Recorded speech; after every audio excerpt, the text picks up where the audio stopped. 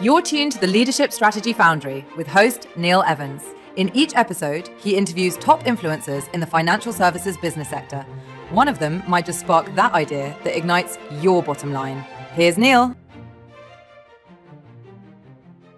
Welcome to today's episode of the Leadership Strategy Foundry. For those of you just joining us, we specialize in helping portfolio operators and growth-focused companies identify opportunities to scale revenue and improve execution across their business units.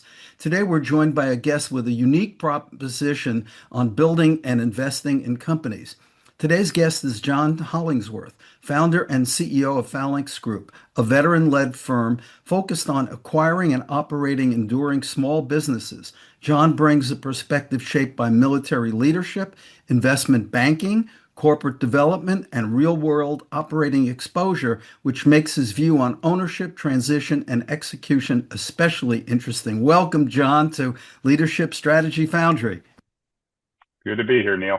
Hey, great. So let's just jump right in here. So the big question here is, let's start at the beginning. What originally pulled you towards owning and operating businesses rather than staying in a more traditional finance or advisory lane from where you came from? Well, one of the things that I've been very fortunate about in my career is that I've had a chance to try out a lot of different hats. So when I was in college, I had always wanted to join the military, especially the Marine Corps, become an infantry officer and then later a reconnaissance officer, following the footsteps of my grandfather who fought in the Korean War. And I also found it was going to be a good life experience, some way to really take advantage of abusing my body while I still had that privilege. Yeah, for sure. So I did that. I joined as a second lieutenant in 2011 and was fortunate enough to deploy overseas, served as an infantry officer in Afghanistan and Iraq and on a training mission to Jordan. In addition to that, I deployed 3 times in 3 years, so I was very tired and decided to get out and did what most other junior officers who don't know what they want to do go and do. So I did business school. So I did that from 2016 to 2018. Still didn't really know what I wanted to do, but I wanted to try something interesting. So I did investment banking in New York, which was able to really beat a legitimate skill set into my head in a short amount of time, which as a military guy, I appreciated that. But I was in that long enough to know that it wasn't what I wanted to do long term. Some people take to banking like a duck in water, and it just wasn't a fit for me. So I left in around late 2019, 2020, right around the time of the pandemic, and worked at a startup for a little while, which was wildly chaotic because it was very, very, very early stage. But was able to get them ready for their first seed round before I received a job with the Defense Innovation Unit, so brokering deals to prototype commercial technology to DoD use cases. It allowed me to leverage a lot of my skill sets and build on a few more, particularly in the deal making space, in a very unique space, as it were, just trying to find DoD contracts that were, or DoD entities that were willing to give up parts of their budget. Still wasn't what I wanted to do long term, so I went back to grad school one more time. While I was there, I was approached by 2 other veteran friends who had stayed in banking. One of them was a very good friend of mine. It was my roommate while I was in New York. And they had stumbled upon the entrepreneurship through acquisition model that had kind of been gaining a lot of momentum and the business school rounds and also kind of spreading to the former banking type of contingents. So they proposed a deal with me where they'd provide the funding and I'd go out and find a business. It was basically a bootstrap search fund, and I liked the idea, and I'd always wanted to start my own thing, and I felt like I'd had the skills around that type of endeavor built up kind of piece by piece throughout my career. So it afforded an amount of freedom that I really resonated with. I'd never really liked the idea of working for a large organization, just kind of like a small piece in a very large machine. and there's a way to climb another learning curve, and really to force that self-expansion. And throwing myself into sink or swim type situations has always kind of brought out the best in me. So it's something that I'm very much enjoying so far. Yeah.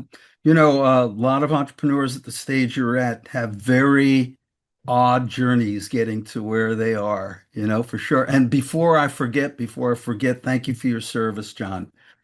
Anyway, Phalanx talks a lot about ownership with purpose and execution for scale. How did that thesis take shape for you personally? So can you kind of frame the question a little bit more, like a little bit more detail? Well, sure. I think that that purpose-driven activities create resonance within a business as opposed to just going in there for the money. So kind of what's your take on that? Because it's kind of scripted through your site and your profile. That's a really good question. So I've talked to a lot of entrepreneurs over the past couple of years, as well as a lot of guys who are in private equity. And I've got friends on both sides of the aisle. And I found that there are some areas where, there's a lot of overlap typically, but there's a lot of areas that really is a lot of inconsistency. So if you think about a large private equity firm, an established firm, they have a tendency to think about things in very abstracted terms. So, something that someone devoted their entire life to building could be just really just an offering for them, or, this product or this service.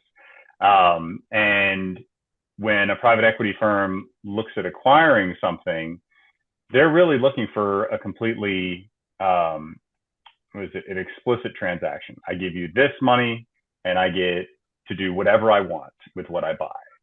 And that's kind of the ideal for private equity because it's simple. Businesses can get wildly complex, especially when you start throwing in human factors. And so I don't blame them at all for looking for that type of a scenario. But at the same time, the majority of entrepreneurs that I've met, at least the ones that didn't explicitly start their businesses to be acquired by private equity, and there is a very large contingent of that, and they are trying to really meet that need that private equity is looking for. But the majority that actually built a business that they wanted to be proud of, there's a certain amount of human factors in there that really can be the make or break in any deal. So whenever we go into trying to figure out, is this a business that we want to acquire? We really want to get to know the people who are running the business, because if you just assume that you can just replace the CEO right away, or the person who's been running it their entire lives, and not have large reverberations through the business, that's something that's probably going to come back to bite you later. There is the relationships that have been built up by that CEO, and under a certain size business, it becomes a very large portion of also why that CEO is even considering a sale in the first place. They want to see that their business is going to be taken care of, and the people that they've, who have helped them build that business, that they're also not just kind of kicked to the curb and replaced by whoever. So keeping that in mind and making it part of our mission to continue legacies, build upon them, but still retain, the spirit of what was built before, with improvements, with updates, things like that. Keeping alive the thing that made it successful in the first place is something that we feel sets the company we acquire on a good trajectory for that growth, but also it it opens up a lot of conversations that we wouldn't have been able to have in the first place with owners who were thinking about selling. Yeah, I Because think you can probably distill that to legacy versus commodity. That's what comes to mind when you were talking, really and truly, that there are PE companies that consider it or treat it like a commodity as opposed to a business that has a legacy, right? yeah, and again, I completely understand where they're coming from, because the complexity, it increases exponentially, especially as you start growing to businesses, the size of 1, 2, 3 million in EBITDA. You go from a couple of employees to dozens of employees. Like, you have to abstract in a lot of places in order to simplify this thing down to something that you can actually understand. And especially, if they're building a fund and they're talking to investors, they may have a few hours to go through a business with them. So it's a necessary process, but it's something that I feel like, especially in the lower markets, it's something that they're just really not willing to forego for good reason. But also that creates an opportunity, because if you can navigate in those circles and navigate and find those owners who are willing to sell businesses, you're also avoiding the multiples premiums that you see when private equity firms do start getting involved in it. Hmm. So there's this threshold where if you can acquire a business below that size and grow it to just above that size, you get a huge multiple expansion as well Hmm. when you're For talking sure. about resale. Yeah, for sure. One thing I want to stop for a moment and just talk about search fund. I have a feeling that there are folks that are in this audience that really don't know what that is. And I would say that you're a successful search fund graduate because you're placed in one business and you're looking for other businesses. So could you define it for the audience, please? Yeah, sure. And there are different styles of it, but if you want to talk about it in its simplest form, Right.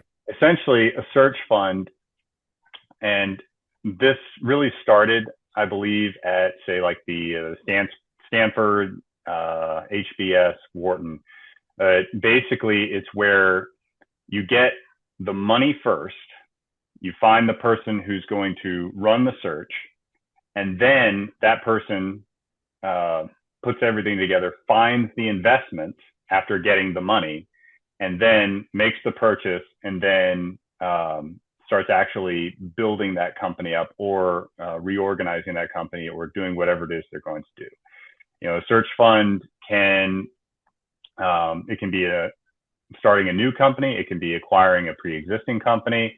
Really, the sky's the limit for the type of investment that you can potentially make. But at its most basic form, it's, you have investors, they have a pot of money, they find a very smart person, or someone they think is a very smart person who's motivated and who they feel like, okay, anything this person touches will work. And they say, here's some money, go do great things. So the thesis is that the selected person who's sort of been pre-warmed, I call that pre-warmed by the investors, are put in on good faith into the business to help it grow, right? And they do it from a much more personal perspective than just an investment. That's just my take on it. Would that be about right? Yeah, typically, I mean, in order to get into a position where you're given that leap of faith in order to, like, say, here's money, figure out what you're going to do. Usually it's the other way around. Usually someone has an idea. It's like, hey, I found this company, or I want to buy it. Will you lend me the money for, this amount of equity? Hmm. That's typically how it goes. Or if you're trying to raise debt, that's usually how it goes as well. But this is a new thing in that, and I believe it really started in the top business schools, because you'd have people coming through and they'd be like, they'd meet them personally, the investors or the people who want to set up this search, and they'd be just very impressed with what they saw. It's like, wow, this person has the qualities of people I've seen in who have been very successful in CEO roles, even though they might not have had CEO experience yet. Gotcha. And Yeah. I have friends who have actually done that exact situation. Like a fellow veteran of mine, Marine, just coming out of HBS, he has a search fund that was built off of investors he met at HBS, and that's typically how it goes. In my situation, it was just a few veteran friends of mine who happened to have some capital they weren't using. Gotcha. So getting into the nuts and bolts of this thing now, when you evaluate a business today, what tends to stand out really early, and how does that typically play out as you get deeper into the opportunity? Yeah, so we live in very strange times, as you well know. And when we started this search, I believe it was around the beginning of 2025, or I'd say it really kicked off around May of last year, May 2025. And at the beginning, the things that we were really looking for, good cash flows, strong recurring business. You were looking for things in the trades. And, we were noticing some things that were a little bit different than kind of what we were expecting. So, we weren't expecting so much that people were also doing exactly what we were doing to the extent that they were doing it. A lot of companies have been basically cold called by PE firms constantly over the last couple of years. Mm-hmm. And so, using that method of, say, having a CRM reaching out to companies for you, or like paying someone for a database on companies, a lot of that wasn't really working as much anymore. So, you have to get creative and try to find ways to break into the networks that actually connect the entrepreneurs together. So for me, one of the things I did, and this was partly to fund the search, was I enrolled in an HVAC certification course full time while I was still in Boston. I still had some GI Bill benefits left, and when I was there, I was talking to all the instructors who just happened to own businesses and who also happened to know a lot of other entrepreneurs. And so just building those in-person relationships, it made it so that, there were fewer outreach campaigns, but they had a much higher yield of actually getting a conversation going. And when you make a good impression on one person, you're typically able to get 2 or 3 leads out of that conversation, even if that one specifically didn't work out. So that's kind of what we eventually fell into. But it's definitely an ever-changing market. Gotcha. Because this model is much more hands-on than passive investing, right? Where do things most often not go as planned once you're getting serious about a business? When you're trying to buy the business, or after Right, right. Okay.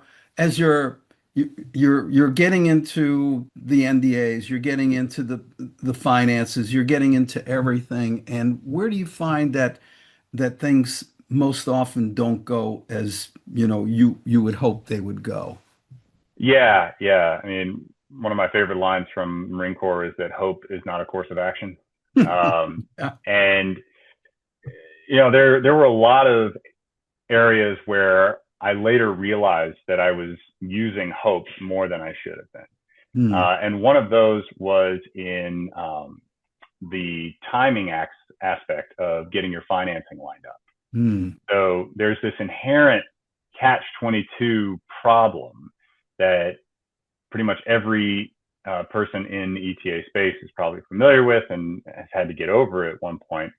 And it's that, when you have a business that is potentially a target, you have to get the financing lined up, but the financing basically wants everything on this side of the aisle finished, and this side of the aisle wants everything in the financing finished before anything moves forward. Mm-hmm. And so learning how to navigate those situations and bridge those gaps is one of the things that I really had to learn on the fly to a large extent, because every situation is a little bit different.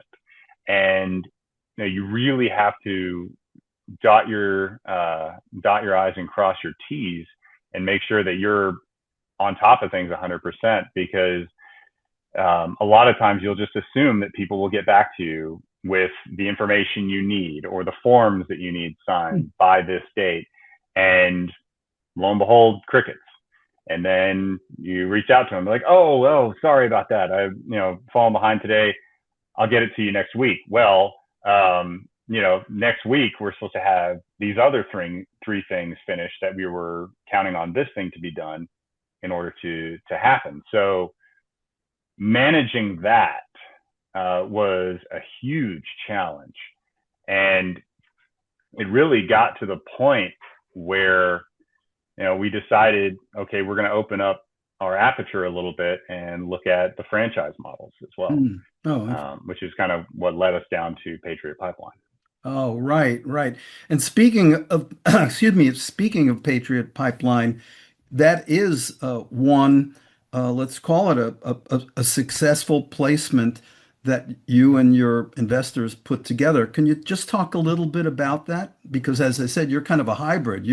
You're doing it and you're also looking for more of it in one way or another, right? Yeah, exactly. So the franchise model that Patriot has put together, it's very early stage as far as what people typically think of as franchises. So with McDonald's, you've got thousands and thousands of franchises. But Patriot is up to about 13 or 14 franchises right now, myself included. We're the first location that places them fully countrywide. So they started out in California, and we're the first on the Florida coast.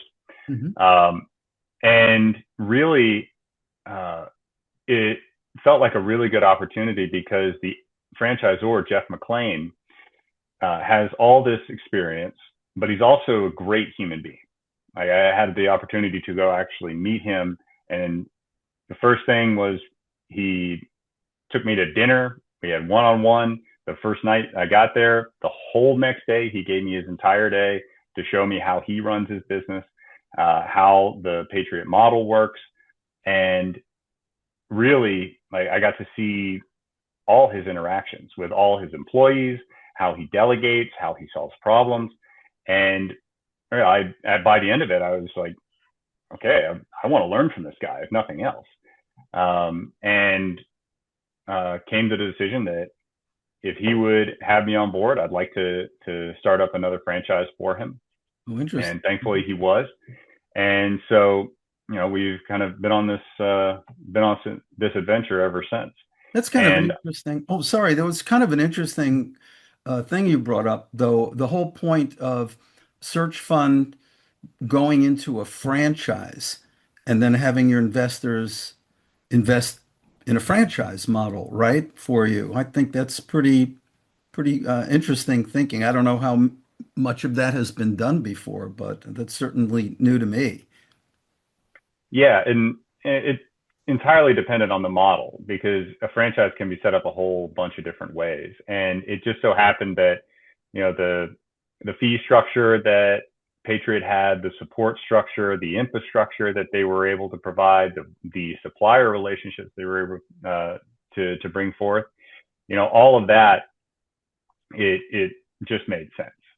So making sure I'm not violating any NDAs, I'm not Right. going to go into specific details, but I No, will no, say that please. just overall, it definitely penciled on our end. So we were very happy with the way that they had set things up. So, getting back to kind of the nut bolt kind of thing, what are some of the early signals that a company may look stronger on its surface than what it really is underneath? I mean, you've looked at a lot of opportunities, I'm sure, for number two, as we say. You look at them, they look great, and what are the early signals that say, oh, wait, maybe not, you know? Yeah, well, the first interaction that you always have is, well, with the owner, ideally. But before that, it might be with a broker or, somebody who's making a connection to that person. And there's really only so much information that you can glean at the beginning before you're actually able to, get into serious due diligence. And really, the first thing that I look out for is just my impression of the owner. Hmm. And the it doesn't really matter what's going on with the business. Most owners will just basically say the same things. If revenues are down, they'll say, "Oh, we're on track to, 40% increase in revenue this year." I have yet to talk to an owner who said that we're on track for lower revenues in the next year. Hmm. So you just kind of expect that. I mean, and to an extent, that's just the optimism of the entrepreneur. Right. But really paying attention to the type of person that the owner is really important. For me, I don't look out so much for, oh, is he a nice guy? Is he, or gal or whoever? Really, it's just a matter of integrity. And the way that I define integrity is how closely do your words, your actions, your thoughts, and your feelings align? And, if their demeanor is perfectly matched with, what they're saying and they're confident and they don't hesitate in what they say, that's a fairly good indicator for me up front. Mhm. And, some people are just really, brusque, really straight shooters. But then again, some people are really good talkers and can, sell ice to an Eskimo. So there's always that, hold back in the back of your mind that, you make sure that you don't really start liking the person too much or start just going off of what they say too much, because it's really easy to start trusting people a little bit too early in the process. Yeah, speaking of that, that's exactly led me right into my next question, really. How often do you see that gap between what the seller operator presents at the outset and what actually shows up once you dig in? I mean, is it like, have you experienced like it's 70% that, I get in there and it's BS, pardon it, and, or, how frequently do you run into that? Um, Honestly, more often than not, if it ends up being not what they say it is, um, usually we'll never even get that far. Hmm. Uh, if people feel like, okay, this guy's going to be thorough after all, there's a tendency for there to be these innumerable delays in getting you the information that you're asking for. Hmm. And, there's every excuse under the sun. And, the person's like, sorry, I can't get you those certified accounting statements. You know, I can't get them this week because of X, Y, and Z. This is going Hmm. on with the business. And really, those things just never materialize for the most part. Um, so, you get into diligence, and, a lot of times you've got people who, they had to really shoestring things at the beginning. So, maybe some of their historicals aren't very organized. Um, but, then again, that's not insurmountable. It's just extra work. Right. Um, but for the most part, I've seen people who ended up not being what they said they were. They just kind of peter out anyway. Do you see that mainly on the financial side or something I'm missing? In other words, you look at a potential company to run and you're assuming it's at this ARR or whatever, if they have an ARR, if you're investing in little tiny biotech company, maybe they haven't made a penny yet, but at the same time, do you see it more in the financial side or do you see it on the operational side when there's issues like that? And what does that create? Is it just trust issues, execution issues, timeline issues? Where does that become exacerbated? Yeah. So I think for us, we are fortunate in that we really try to play in a space where strong historical cash flows are one of the main determinants for why we would want to acquire a business. Um, and when you have that, it means that it shouldn't be that difficult to find certified documentation by a third party that certifies the numbers that you're looking at. And that really simplifies the financial side, much more so than you'd see in a straight, startup type of scenario where they might be pre-revenue and you're just going off of the idea and, Mhm. the abilities of the person that's running the company. So having the ability to ask for that third party type of documentation is definitely a big help when it comes to this.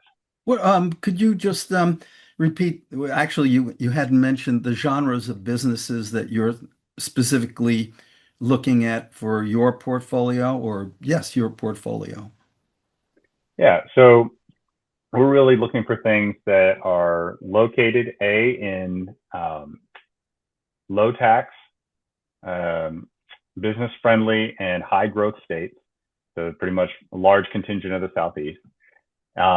Also looking for businesses that are in either residential and commercial trade services.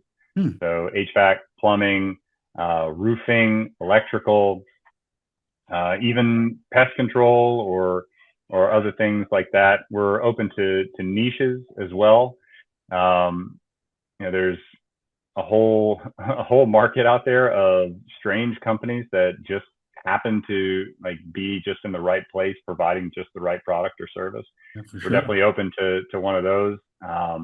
But really companies that just aren't going away.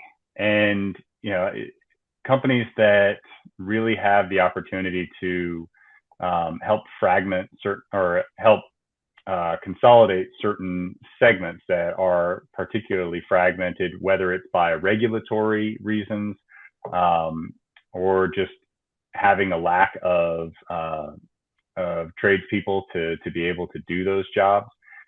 We feel like we're able to differentiate a little bit in our ability to attract good talent. And so also having experience, having built up an underground utilities company like I'm doing now, Hmm. being able to recreate that in other spaces where we have licensing requirements and a lot of regulatory burden that a little bit of experience goes a long way with. Yeah, I don't think AI is going to be digging up the streets anytime soon, although the robots, but we won't go there, right? They'd be managed by people. So, as you look at this year, John, what are you most focused on tightening or improving in how you source, evaluate, and step into businesses? Well, when it comes to sourcing businesses, I mean, a lot of it is going to be based off of relationships that we build over the next year. Reaching out to a lot of brokers, getting established in certain markets, because as you get over that hump of being a person who is trying to own or start their first business versus someone who already has a business and wants to get another one, you get past a lot of what I like to call butt sniffing. Hmm. You've really you've changed the calculus for a lot of people who might be willing to help you get to that next step or be able to build a relationship where you weren't able to build one before.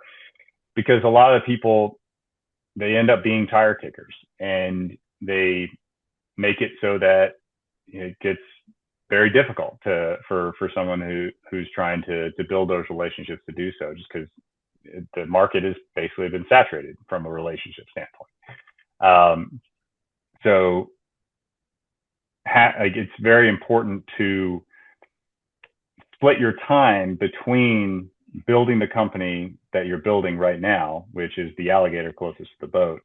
But also, if you've got any extra time, you've got to be going out and having coffee with people. You got to be actually building those relationships and asking, just like, is there anyone else I can talk to on top of that? Like, that type of networking really should never end, because you will eventually get some really good relationships out of it. And then eventually you'll hear about somebody who's thinking about selling. And then at that point, now you've got a social network attached to that connection. And I found that having some social consequence for someone not being serious or not, following through on what they say they're going to do, it leads to a lot of self-selection at the beginning, and you end up getting a lot more substantive conversations when you're actually trying to make that move forward. On the flip side, kind of, where do you feel that things are less predictable right now than you'd ideally want, whether that's around seller readiness, transition risk, capital, or execution once you're involved in the deal? I think what's really surprised me the most that has changed over the last year is it's getting harder to take people's word on what their projections are for their business in the next year or two. It used to be like, okay, I've got this much revenue in the hopper. I've got all these committed contracts, all that. Things have gotten a lot more uncertain from year to year, especially in areas that are related to construction or residential work, because the costs of the entire supply chain have just been going up so much that it's hard to tell whether or not what this company or this company's historical financials, how much of that is going to translate into the future, and how much you can expect this owner to be able to increase growth, or you might be able to increase growth a little bit on top of that, but it's just way more uncertain as far as what you can expect from the numbers and how you actually value a business from a future cash flow standpoint. Gotcha. Given your connection, this is kind of going in a little bit different direction, but given your connection to businesses like the pipeline, your Patriot Pipeline business, and the kind of like execution heavy environment that it represents, how has that exposure to an operating company shaped the way you think about leadership, quality, and business durability? Now, you mentioned about durable businesses that won't go away. I don't think the AI robot's ever coming into my house to clean my toilet, or root it out. So I think you're safe there. But you're a veteran. You've got those values that we appreciate. But how has this kind of changed your leadership thought process and being in an operating company where you're dealing with lots of human beings doing those kinds of chores, or is it kind of more of the same for you? I think it's a little bit of both.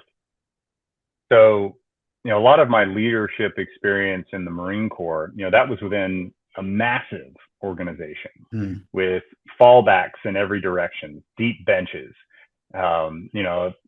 It was made to be redundant where, if one person dropped dead, then there's someone right there to be able to do that job. With running a company, and especially running one that's trying to get things off the ground, you really have to wear all the hats. And to a certain extent, that's also a lot of entrepreneurs' first instinct is to try to control everything. And it's true that you have to know how to do everything. So you have to go through that period where you have to, really slog through the mud and figure out how this function of the business works or how this function works. But a lot of times, and I've really noticed myself doing this, when it comes time to actually hand off that function, it becomes very difficult because you feel like, I'm the only one who really knows how to do this, or I'm the only one who knows how to do this right. But at the same time, the true test of leadership in this scenario is, are you able to train someone to do something at least good enough in the way that you typically do it? And do you have the confidence in them after that training to allow them to at least, create first drafts or, get it to the point of where they ask you for approval? How well do you actually know how your business is supposed to run? Because a lot of entrepreneurs will just kind of go about their day reacting to everything and just kind of letting the problems mold how they run the business instead of building out all the processes they need to allow the business to run itself. And it's really challenging because you're having to take these little leaps of faith every single time you delegate or every single time that you move a function into a new role that you're creating for someone that you have to hire and have to pay and pay all these taxes on top of it. So there's a lot of incentives pulling you a lot of different directions. I imagine that first couple of hires when you take over a company is a very exciting and stressful time because you know that those persons that you bring in could really help accelerate the business, but you have to have this heartfelt commitment that they're the right people to help you propel because time is money, right? Time is money. So if you get person A that's going to take a month to get up to speed, well, that's incredible. But person B, 6 months, you've kind of you're in trouble, right?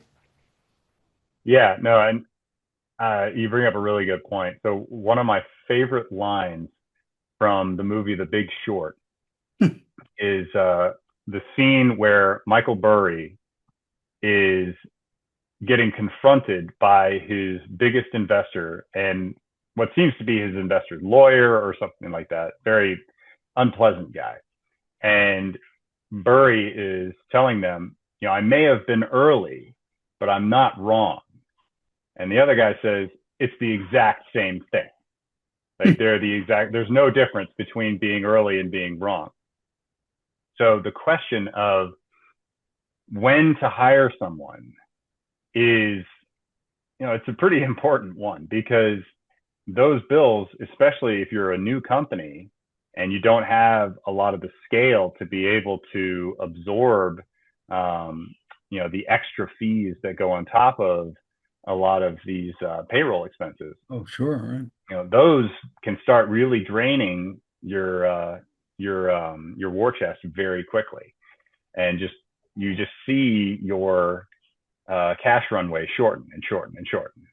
And if you get into that too much too early, then you go into crisis mode and you got to start making some very difficult decisions.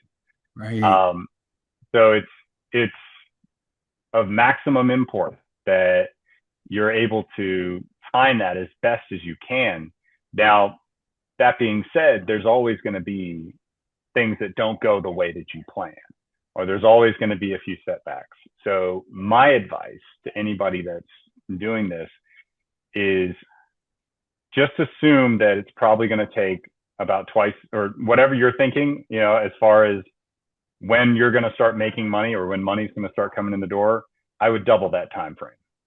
And I would also assume that the costs in the meantime are probably going to be about 25% higher than what you're anticipating right now, because it's very easy to become overly optimistic on when money's going to start coming in and how much money is going to go out at the beginning. Yeah, great words. Well, listen, my last question for you is going to be a brain teaser. Maybe actually it's three questions. So if I handed you an Aladdin lamp, right, and you got to rub it, and Mr. Genie comes out and says, I give you three wishes, John. Okay. What problems would you solve in your own business or your acquisition process today? You get three, three, three. What problems would I solve? Right. I'm assuming this is other than the obvious ones of not having a couple of $1 billion in the bank. Okay, let's Um, pass that one. Okay, let's pass. yeah, yeah, Although, okay. For the sake of argument, uh, really, if I could solve any problem, I mean, it would really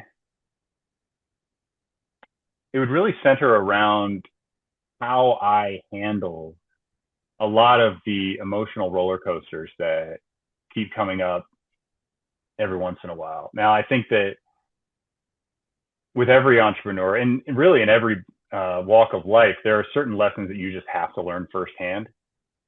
So if I had my first wish, it would probably be to be able to internalize right off the bat the advice, the really good advice that I get from people who have done this before. Mhm.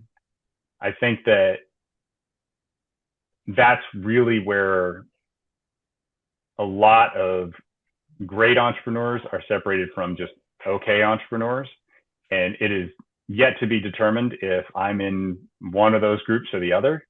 But I do know that the advice that I got before I started this, a lot of it only rang true after I had made that precise mistake.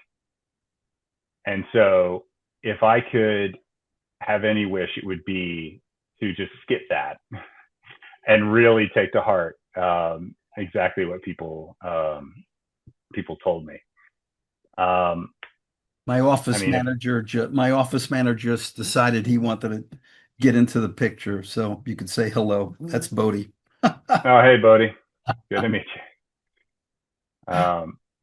But yeah, I mean, and as far as if I had other wishes, um, you know, probably just go right back to infinite cash runway or actually if I had one more wish, um, it would really be um, to meet with both triumph and disaster and to treat those imposters just the same, to quote Rudyard Kipling. Mm. Um, because when you have a family to feed, when you have real consequences for things not going the way that you're planning for them to go. Like, when I was in my 20s and it was just me, yeah, I didn't have a care in the world as far as like finances go. It's like, okay, yeah, I'll just start over. But, now that I have a family to take care of and I am no longer the center of my universe,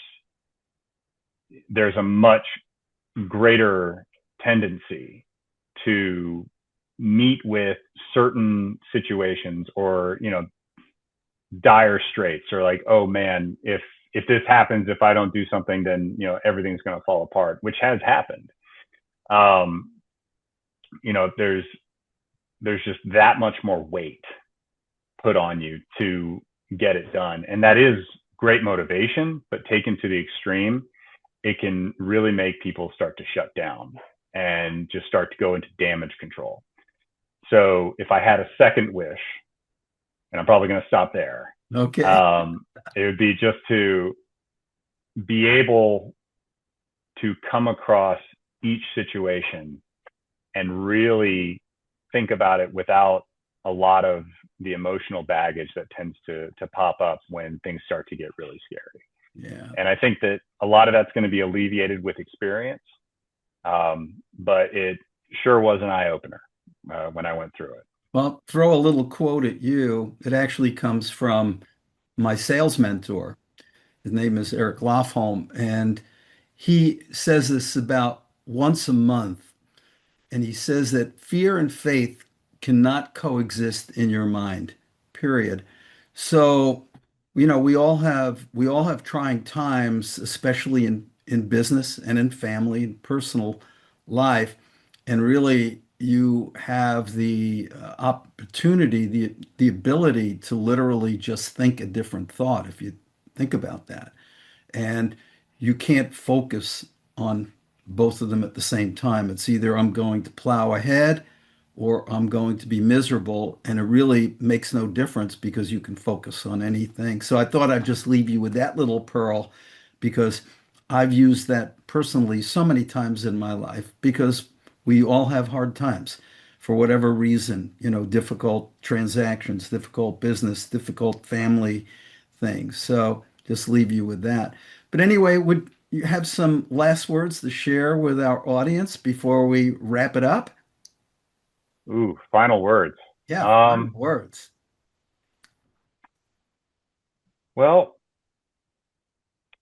I guess to anyone who is thinking about going down this path, I would say if you have the ability to try, absolutely do it. I've found that overall, the amount of stress that I'm going through is really no more than the amount of stress that I had working for large companies or large organizations. It's just now I get to own all of it. The good and the bad, it's all a product of whether or not I'm doing what I'm supposed to do. And if someone else isn't doing what they're supposed to do, they're either working for me and I get to work through that with them and do something about it, or it's outside the organization. And at that point, that's the water's edge. You can't really worry about that too much. But whether this succeeds or fails, long term, the experience that I've gotten and the education that I've gotten have been completely invaluable. And I really wouldn't trade it for anything from a career standpoint. And also the flexibility of, if I need to, I can go and say hello to my wife and our son anytime I want to. I might have to work very late at night and, miss some things occasionally, but really for the most part, I'm able to choose what remains sacred as far as family time and all that, and at least have that option available of which things to choose. So I would definitely recommend anybody who's thinking about doing it. It's something that is really one of the few vocations that is enabled by AI and not endangered by AI. Because I'm a huge believer that the last job any human being is ever going to have is to be the one who takes the blame when things go wrong. Because you cannot yell at a machine and make it feel bad for what it did wrong. No. So, unless you want to be that person in a large organization, go be an entrepreneur and see if you can use AI to do your job a lot better. Yeah. And then all the benefits go to you and the people that you end up hiring and the jobs that you end up creating. Sage advice, John. Thank you very much. I really appreciate it. I enjoyed the heck out of that. Very lots of great wisdom in there. And I guess we'll just say at this point, thank you so much for coming on to our Leadership Strategy Foundry episode today. And peace to everybody. And that's a wrap. Absolutely. Thanks again for having me. I really enjoyed it. My pleasure. We hope you enjoyed the session and hope you picked up a pearl or two. Just a parting note, of the many business leaders to whom we speak, we find that one of their most pervasive issues is about filling their pipelines with qualified leads. If that's an area of concern where your organization could use an assist, head on over to aisolutionsfoundry.com and book a complimentary strategy session. This is one of our many programs that help organizations like yours build financial value that drops directly to their bottom line. See you on the next episode of the Leadership Strategy Foundry.